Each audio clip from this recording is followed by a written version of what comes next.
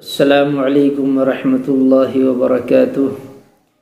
उम्मीद है कि मेरे तमाम भाई बहनें खैरियत से होंगे और अल्लाह से दुआ है कि मेरे मौला जितने भी मेरे मुहिब्बीन हैं वो अपनी जगह सलामत रहें, खुश व खुर्रम रहें। देखिए मेरे भाई, अल्लाह तबारक व तआला ने हर मौसम के लिए एक नेमत अता की है। अब सर्दियों का मौसम है, इस मौसम के लिए भी अल्लाह तबारक व तआला ने हमें अखरोट जैसी बेबहा नेमत दी है और नेमतें बहुत ज़्यादा हैं, बेशुमार हैं। ये नेमत ख़ास कर दिलो दिमाग के लिए बेहतरीन तोहफ़ा है और बहुत सारी चीज़ों के लिए है, आसाबी ताकत के लिए भी है।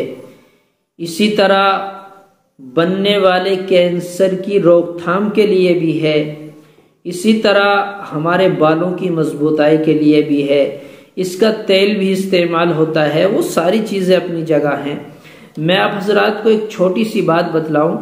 देखिए, अखरोट जब हम तोड़ते हैं, अंदर से गिरी निकालते हैं, उसका मगज़ निकालते हैं, तो आपने देखा कि अखरोट के ऊपर इस तरह की नशोनुमा बनी होती है जैसे दिमाग होता है।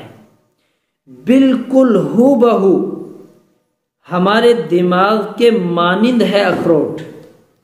जैसा दिमाग अल्लाह ने बनाया है, इसी तरह अखरोट के अंदर भी वो चीजें मौजूद होती हैं। तो इसके इस्तेमाल से हमारे दिमाग में तक़वियत पहुंचती है। अखरोट के तेल की मालिश की जाए तो हमारे सर की खुश्की दूर हो जाती है। इस्तेमाल से दिमाग को तक़वियत पहुंचती है और दिल के लिए तो बेइंतहा कारगर है।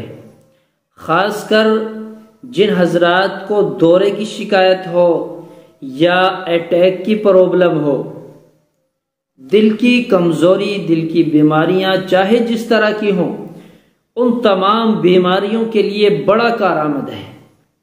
लेकिन साथ साथ एक बात भी याद रखें कि अखरोट का ज़्यादा इस्तेमाल नहीं करना है, क्योंकि ये ज़ूद हज़म होता है, देर से हज़म होता है।